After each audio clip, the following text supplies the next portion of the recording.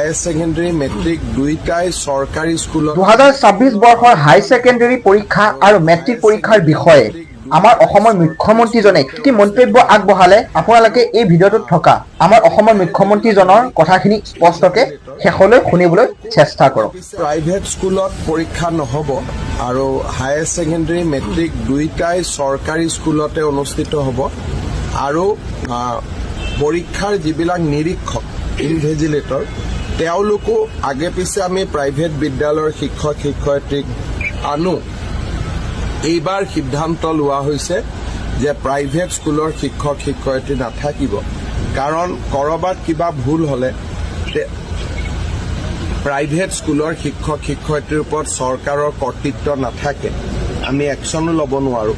সেইকাৰণে এইবাৰ আমি কৈছোঁ যে যিহেতু বহুতখিনি নিযুক্তিও হৈ গ'ল, সেইকাৰণে চৰকাৰী বিদ্যালয়ৰ শিক্ষক শিক্ষয়িত্ৰীসকলেই পৰীক্ষাৰ নিৰীক্ষণৰ দায়িত্ব ল'ব।